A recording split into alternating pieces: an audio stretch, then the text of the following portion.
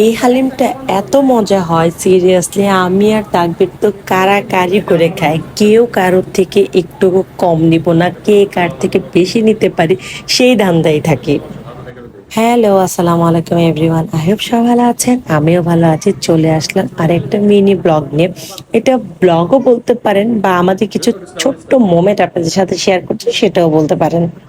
আমাকে দেখে নিশ্চয়ই বোঝাই যাচ্ছে উইদাউট প্রিপারেশন আমি এখানে বসে গিয়েছি খাওয়ার জন্য। আমি বেসিক্যালি চেয়েছিলাম খাবারটা একটু পরে খাবো, আমি বক্সটুকু চেঞ্জ করে এই বক্সে রেখে আমি দিয়েছিলাম, রান্না করে রেখে দিয়েছিলাম যে একটু পরে খাবো। তাকবির এসে বললো না, এখনই খাবো, গরম গরম খাবো, তুমিও আমার সাথে খাওয়া, বসো।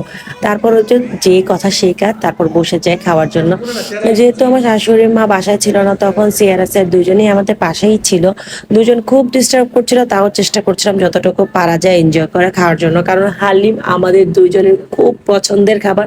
এটা আমরা দুইজন মানে যখন খেতে বসি তখন দিন দুনিয়ার আর মানে হুঁশ থাকে না, এত এনজয় করে দুইজন খাই।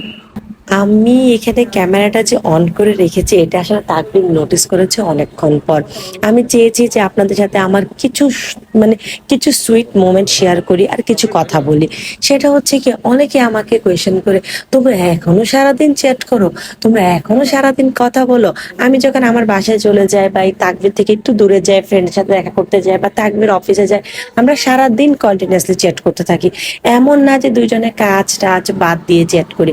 আমি আমার কাজ করতেই থাকি, বাসার সব কাজ করি, ফোনে কাজ করি, তাকবিরও অফিসে কাজ করতে থাকি, কিন্তু আমরা সবসময় দুজন দুজনের সাথে কানেক্টেড থাকি। সেটা আমি যখন ফ্রি হই মেসেজ দিয়ে রেখে, তাকবির যখন ফ্রি হয় মেসেজ দিয়ে রেখে। মানে ফোনটা হাতে নেওয়ার প্রথম কাজই হবে একজন আরেকজনকে টেক্সটিং করা। মানে মানুষ এখনো শুনলে অবাক হয়ে যায় যে আমরা সারাদিনে এত চ্যাট করি, মানে সারাদিনে এত পরিমাণে চ্যাট করি যে ধরেন কালকের কোনো একটা ইনফরমেশন যদি আমরা মেসেঞ্জারে খুঁজতে চাই, সেটা আসলে আমরা পাই না। যদি বাসায় থাকি তো থাকি, আর যদি বাইরে যাই সেটা আমি আপনাদেরকে বললাম।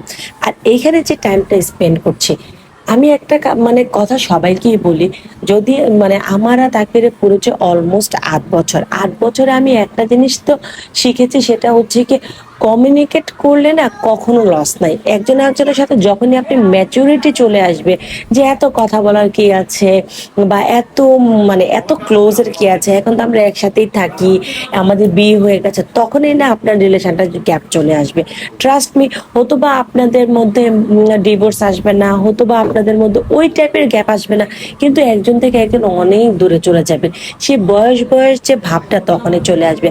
যত পারবেন একজন আরেকজনের সাথে টাইম স্পেন্ড করবেন। কোয়ালিটি টাইম আসলে কেউ কারোর হাত ধরে দিয়ে যাবে না। আপনার কোয়ালিটি টাইম আপনার ফ্যামিলি কখনো আপনাকে ক্রিয়েট করে দিবে না। কোয়ালিটি টাইমটা আপনার নিজের জন্য নিজেকে ক্রিয়েট করতে হবে, যেটা আসলে আমরা এতটুকু এফোর্ট দিতেই চাই না। ভাবি কি সিচুয়েশন হবে কোয়ালিটি টাইমের জন্য, তারপরে আমাদের কোয়ালিটি টাইম আমরা স্পেন্ড করবো। বাট ট্রাস্ট মি, কোয়ালিটি টাইমের সিচুয়েশন কখনোই হয় না। হয়তো বা আপনাকে করতে হবে বা আপনার পার্টনারকে করতে হবে। দেখা যাবে আপনি যদি মাসে 25 দিন করেন, 5 দিন তো সে অনায়াসেই করে ফেলতে পারবে, কিন্তু ফার্স্ট এফোর্টটুকু কিন্তু আপনাকেই দিতে হবে।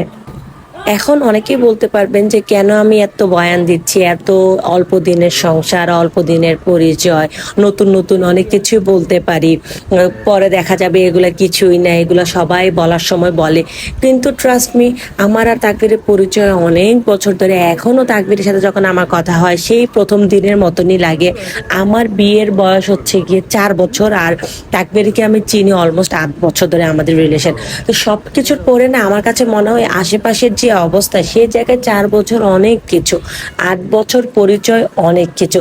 কারো কারো তো দেখে 1 বছর বিয়ে হয়েছে, তাতেই তাদের অবস্থা অনেক খারাপ। তারা দেখা যায় যে 6 মাস প্রেম করে বিয়ে করে ফেলেছে, তাদের তো মানে কথা আর কোনো বলারই কিছু নাই।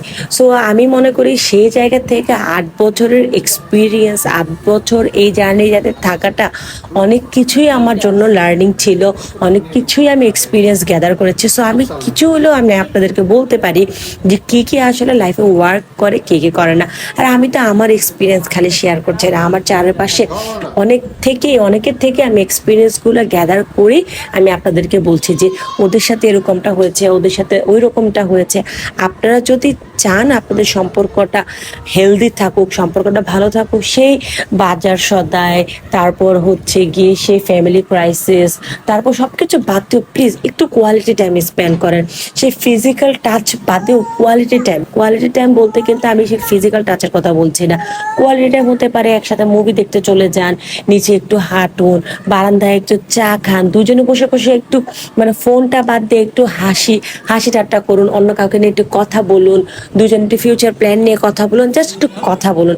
অথবা আপনি কোনো কাজ করছেন, আপনার মানে হাজবেন্ড ফোন টিপছে, বা আপনি বাচ্চাকে টেক কেয়ার করছেন, আপনার হাজবেন্ড বসে বসে অন্য কিছু করছে, তাহলে কিন্তু হলো না।